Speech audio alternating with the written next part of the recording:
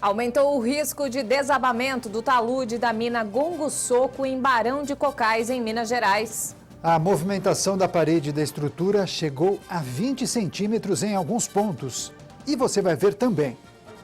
Milhares de pessoas foram às ruas neste domingo para apoiar o governo Bolsonaro. Mais de 150 cidades registraram atos. 15 pessoas morrem durante uma briga de detentos no complexo penitenciário Anísio Jobim, em Manaus. 4 pessoas são detidas na França após a explosão que deixou 13 feridos em Lyon. No Japão, Donald Trump diz que líder norte-coreano Kim Jong-un é um homem inteligente e que deve abandonar as armas nucleares. Tudo isso e muito mais agora na edição de 13h. Olá, boa tarde. Estamos chegando com as principais notícias do Brasil e do mundo com Daniel Caniato. E com Juliana Dariva. Ótima tarde para você, começando bem a semana, né? Dia 27 de maio de 2019. E vamos saber quais são as notícias mais lidas nos portais da internet. Um alerta direto do site G1. Maiaro, dengue, zika e chikungunya. Veja semelhanças e diferenças entre os vírus transmitidos por mosquitos. Se não bastasse as doenças transmitidas pelo mosquito Aedes aegypti, pesquisas indicam que o vírus Maiaro está circulando no Rio de Janeiro e no interior de São Paulo. A doença é transmitida pela picada do hemagogos, que vive na mata. Os sintomas da febre do Maiaro são semelhantes aos da chikungunya e não há vacina para nenhuma das doenças. A preocupação dos especialistas é que ele possa se adaptar e ser transmitido também pelo Aedes aegypti. É melhor ficar atento e se proteger para não ser atacado por essa família de mosquitos. Destaque do site Infomoney. Fiat Chrysler propõe fusão com a Renault para criar gigante automobilística e ações disparam. A fusão criaria o terceiro maior grupo automobilístico mundial. As ações teriam cotações nas bolsas de Nova York e Milão. Com a notícia, as ações dos dois grupos dispararam. Os ativos da FCA chegaram a subir 18% na Bolsa de Milão, enquanto a ação da Renault teve alta de até 13%. Com a fusão das montadoras, as vendas anuais somariam mais de 8 milhões de veículos. Destaque do site do Vírgula. Sem luz em casa, menino que estudava na rua ganha ajuda de milionário. O milionário Jacob Yusuf, de 31 anos, saiu do pequeno país de Bahrein, no Oriente Médio, e foi até o Peru fazer uma boa ação. O empresário se emocionou com a história do menino Victor Martin, de 12 anos, que viralizou nas redes sociais. Victor estudava na rua aproveitando a luz de um poste porque em sua casa não havia eletricidade. A rotina diária do garoto foi flagrada pelas câmeras de segurança. Jacob, que também teve uma infância difícil, se identificou com a história e decidiu visitar o país latino-americano para conhecer o adolescente de perto. Além de construir uma casa e pagar os estudos do garoto, que disse que pretende estudar e se tornar um policial para combater a corrupção em seu país, o milionário também vai fazer melhorias na escola local. Bela atitude, hein? Aumentou o risco de desabamento do talude da mina Gongo Soco em Barão de Cocais. A situação é preocupante. Tanto que a Agência Nacional de Mineração informou que a movimentação da parede da estrutura chegou a 20 centímetros em alguns pontos. Em razão desse cenário, o Corpo de Bombeiros mantém militares de prontidão na cidade. As equipes de trabalho da Defesa Civil, Corpo de Bombeiros, Polícia Militar e da Vale estão distribuídas em pontos estratégicos para acompanhar a situação na mina e para orientar a população. A Agência Nacional de Mineração informou que a movimentação do talude pode provocar o rompimento da mina da Vale a qualquer momento. O talude é um paredão que fica acima da cava de mineração na mina Gongo Soco.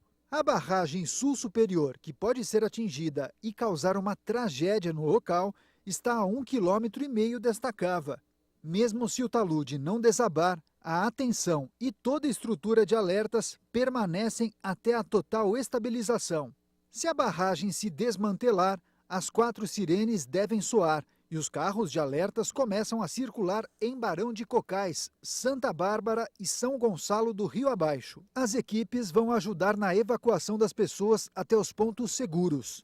A estimativa é de que a lama e os rejeitos de minério de ferro que escoarem do barramento consigam atingir Barão de Cocais em cerca de 1 hora e 30 minutos, se movendo a uma velocidade máxima de 10 km por hora. E segundo a Coordenadoria Estadual da Defesa Civil, em todas as zonas de inundação, a população conseguiu evacuar as áreas em menos de 1 hora. A estrutura que a Vale prepara para bloquear o avanço da lama está em construção desde o dia 18. A área onde será erguida no Vale do Rio São João, a 6 quilômetros da barragem sul superior, já foi aberta pelas máquinas e o canteiro de obras está pronto. Caminhões, tratores e escavadeiras também aguardam para ser utilizadas na construção dessa estrutura de concreto, que pode salvar as 3 cidades abaixo. Vários trabalhadores estão chegando e se hospedando na cidade para a construção dessa defesa, para tentar conter os rejeitos que podem descer pela calha do Rio São João até Barão de Cocais, Santa Bárbara e São Gonçalo do Rio abaixo. E depois de 4 meses da tragédia em Brumadinho, 243 mortes foram confirmadas pela Defesa Civil. Outras 27 pessoas seguem desaparecidas. Os 3 investigados como responsáveis pelo rompimento da barragem do Córrego do Feijão da Vale estão soltos. A multa do IBAMA também não foi paga e as apurações continuam. Ainda não há réus nos inquéritos criminais abertos pelo Ministério Público de Minas Gerais. E milhares de pessoas foram às ruas neste domingo para apoiar o governo do presidente Jair Bolsonaro. Os manifestantes protestaram a favor das aprovações da reforma da Previdência e também do pacote anticrime do ministro Sérgio Moro. Os atos foram registrados em ao menos 156 cidades, além do Distrito Federal. Milhares de pessoas estiveram nas ruas neste domingo para defender o governo federal. As cores verde e amarelo se destacavam na multidão. Muitas pessoas carregavam a bandeira do Brasil. Nos cartazes, palavras de ordem. Todos os estados e o Distrito Federal registraram manifestações a favor do governo. Os protestos aconteceram em ao menos 156 cidades. No Rio de Janeiro, os apoiadores se concentraram na praia de Copacabana. Os protestos foram convocados por movimentos exigindo que o Congresso acelere a aplicação das reformas promovidas pelo governo Bolsonaro. Até agora, na presente data, hoje, eu apoio todas as medidas que o governo colocou, tendo em vista que nós estamos em uma recuperação econômica, então é preciso estancar a sangria para depois pensarmos em desenvolvimento, pensarmos em qualquer outro tipo de coisas a serem feitas pelo governo. Em Brasília, no Distrito Federal, os manifestantes ocuparam a esplanada dos ministérios. A concentração deles foi em frente à Biblioteca Nacional de Brasília e contou com trio elétricos. Já em São Paulo, carros de som foram espalhados na principal avenida da capital paulista. Na pauta dos protestos, a defesa da democracia, do pacote anticrime do ministro Sérgio Moro e a reforma da Previdência. Acredito que o pacote anticrime do Moro e depois a reforma da Previdência. Tanto que já a MP 870 já foi para o Senado. Então, a força do povo tem poder. Olha, eu não estou aqui a favor do presidente Bolsonaro, eu estou aqui a favor do Brasil. Eu estou aqui porque eu acredito que a reforma da Previdência é muito importante para todos nós. O presidente Bolsonaro não precisa do apoio, ele foi eleito, ele já tem o apoio da população brasileira. O que nós estamos pedindo hoje aqui é que o Congresso trabalhe, que as instituições caminhem com o Brasil para frente. É isso que nós precisamos. E esse centrão está passando dos limites, porque estão emperrando todas as pautas que deverão chegar à reforma, né? Os manifestantes também defenderam a medida provisória 870, que reduziu o número de ministérios. O 870 é uma pauta justa, redução do ministério, né? Que o governo tem muito gasto com o ministro desnecessariamente. Os manifestantes se posicionaram a favor do governo do presidente Jair Bolsonaro e criticaram as pautas radicais como o fechamento do Congresso e do Supremo Tribunal Federal. O mais importante é defender os projetos sem interferir no Estado democrático de direito. Nós não somos de maneira nenhuma radicais, muito pelo contrário, a gente preza as instituições, a gente acha que as instituições têm que ser fortalecidas. Nós temos problema, sim, com algumas pessoas que compõem as instituições. Né? Alguns juízes que, ao nosso ver, não representam o Brasil, alguns deputados que não representam o Brasil. Mas as instituições têm que ser mantidas fortes. E isso, inclusive, é um objetivo do governo. O governo não quer enfraquecê-las. Precisamos ter instituições fortes, porém a favor do Brasil. E o presidente Jair Bolsonaro destacou em uma rede social que as manifestações pacíficas em todo o Brasil demonstraram que a população acredita no futuro do país. Ele afirmou que a classe política precisa corresponder a essa confiança. Bolsonaro afirmou que os brasileiros foram às ruas para cobrar ações políticas. Para ele, a sociedade não perdeu as esperanças de ser ouvida. O presidente falou que é chegada a hora de retribuir essa confiança. Bolsonaro ainda acrescentou que o Brasil caminha cada vez mais para amadurecimento de sua democracia. Durante um culto que o presidente participou, ele assegurou que as manifestações pró-governo são um recado aos que teimam com velhas práticas. Uma manifestação espontânea, uma pauta definida, com respeito às leis e às instituições, mas com firme propósito de dar um recado àqueles que teimam com velhas práticas, não deixar que esse povo se liberte. À noite, Bolsonaro também garantiu em entrevista a uma emissora de TV que quer fazer um acordo com o Legislativo e o Judiciário pelas reformas. Em São Paulo, a mulher suspeita de ter jogado a filha pela janela do 5º andar e pular em seguida permanece estável na UTI. A criança de 3 anos passa bem. Veja esse e outros destaques em um giro de notícias pelo Brasil.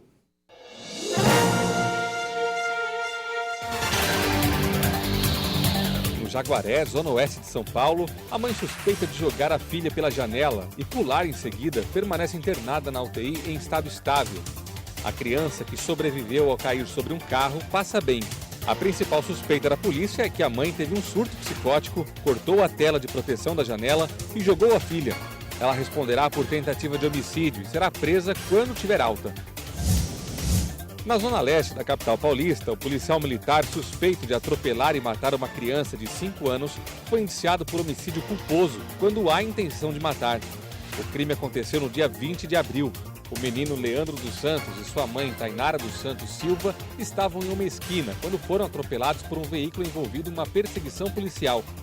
O garoto não resistiu aos ferimentos. Tainara foi internada em estado grave, mas se recuperou e obteve alta. No aeroporto de Guarulhos, em São Paulo, a Polícia Federal prendeu 10 passageiros de voos internacionais por tráfico de drogas, armas de fogo e adulteração de produto medicinal.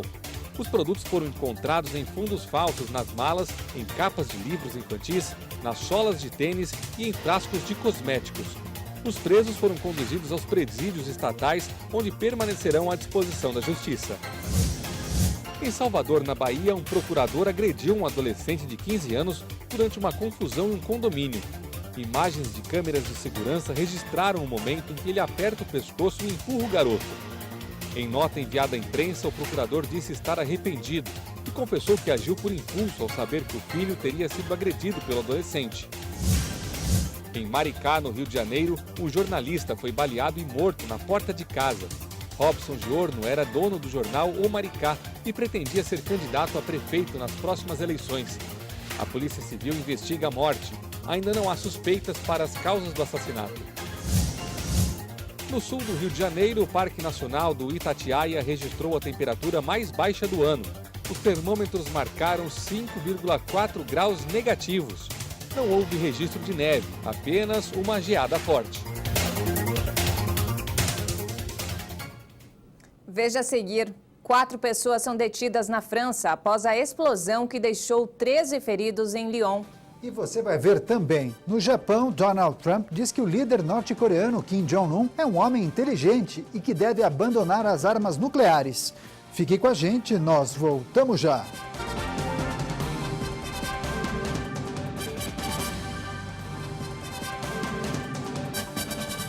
Estamos de volta, 1h21. Uma ótima tarde para você. E ontem, domingo, 15 pessoas morreram durante uma briga de detentos no complexo penitenciário Anísio Jobim, chamado de Compage, em Manaus. A Secretaria de Administração Penitenciária do Amazonas informou que a situação foi controlada. A confusão aconteceu em 2 pavilhões do complexo durante o horário de visitas. A Secretaria de Administração Penitenciária informou que a situação foi controlada em pouco tempo, o que evitou uma tragédia ainda maior. Não houve registro de fugas e nem agentes penitenciários mortos ou feridos. Segundo o secretário de Administração Penitenciária, Coronel Marcos Vinícius Almeida, não foi rebelião, e sim uma briga de internos. Ele falou ainda que o Estado não reconhece o conceito de facções e o caso está sendo tratado como um confronto entre os internos. Uma investigação foi aberta para determinar as causas da briga. Segundo o coronel, nunca havia acontecido mortes durante visitas. Em janeiro de 2017, essa prisão foi palco de uma rebelião que durou quase 20 horas e deixou 56 mortos, em um dos maiores massacres do sistema carcerário brasileiro. O Brasil tem a 3ª maior população carcerária do mundo, com mais de 720 mil presos. E 4 pessoas morreram e 7 ficaram feridas neste domingo em uma chacina que aconteceu numa lanchonete de São Gonçalo, no Rio de Janeiro. Veja essa notícia e outros destaques em mais um giro de notícias pelo país. Imagens feitas pouco antes da chegada do atirador mostram os frequentadores dançando e festejando numa lanchonete de São Gonçalo, na região metropolitana do Rio. Moradores relataram que tiros foram disparados de dentro de um carro e atingiram as vítimas. O local já tinha sofrido assaltos recorrentes, mas nunca tinha ocorrido uma chacina. Os policiais tentam identificar o atirador e a motivação do crime.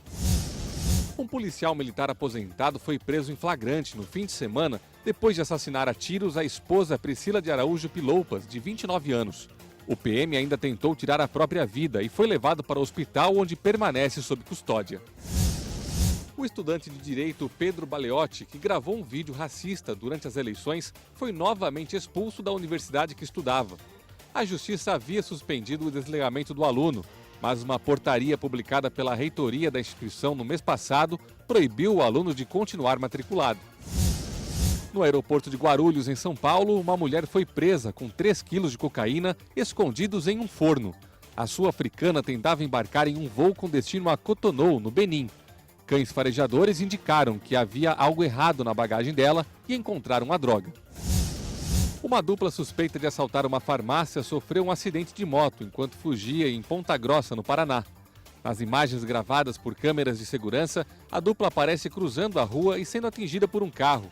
Na sequência, os suspeitos abandonam a moto e saem correndo. A polícia prendeu um dos homens com o dinheiro roubado e um revólver calibre 38. O outro suspeito conseguiu escapar. Em Brasília, o ex-jogador Rony, da seleção e do Fluminense, foi solto depois de ter sido preso como suspeito de fraudar documentos de federações de futebol. A polícia investiga fraudes em cerca de 20 partidas.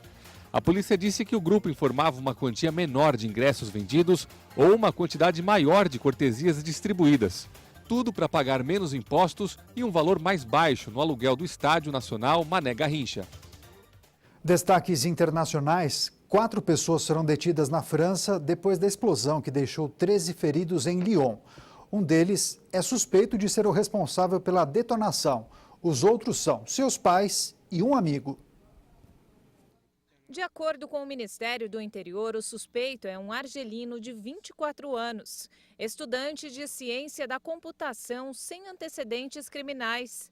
A irmã do jovem também foi interrogada, mas liberada em seguida. A polícia estava à procura de um homem que foi filmado em uma bicicleta perto do local da explosão, carregando uma mochila. Um artefato explosivo foi colocado na frente de uma padaria, na esquina de 2 ruas de pedestres movimentadas no centro histórico de Lyon, no sudeste da França. As autoridades encontraram restos de um DNA no saco contendo o pacote explosivo e investigaram o caso como um possível atentado. 13 pessoas ficaram feridas e 11 delas precisaram ser levadas ao hospital.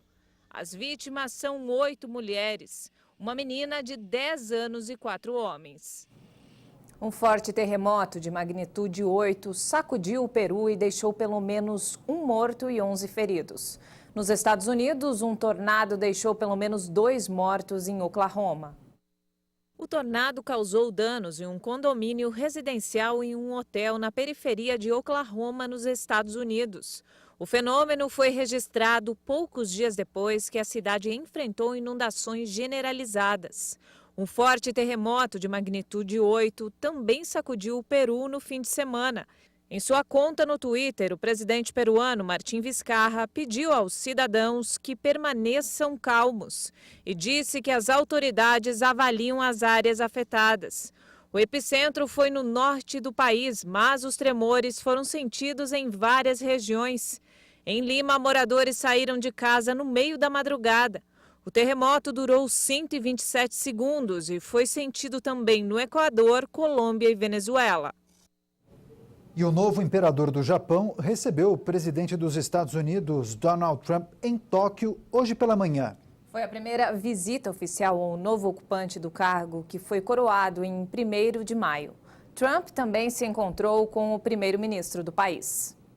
Donald Trump se encontrou com o primeiro-ministro japonês Shinzo Abe. O norte-americano confirmou que a Coreia do Norte, inimiga política do Japão, entrou na pauta da conversa. Além disso, os dois conversaram sobre comércio e estratégias militares. Apesar dos elogios ao Japão, Trump afirmou que há desequilíbrio na relação comercial. O norte-americano anunciou que vai fazer mudanças positivas para os dois países.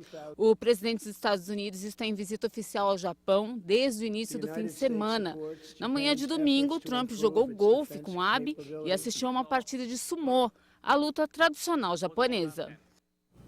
E depois de se reunir com o primeiro-ministro japonês Shinzo Abe, Donald Trump afirmou que não busca uma mudança de regime no Irã, apesar das tensões, e que declarou que Kim Jong-un, líder norte-coreano, é um homem inteligente, consciente de que deve abandonar as armas nucleares. Não temos mais tempo, ponto final nessa edição. Eu e a Juliana agradecemos demais a sua companhia e audiência. E nós voltamos às 8h30 da manhã. Até lá!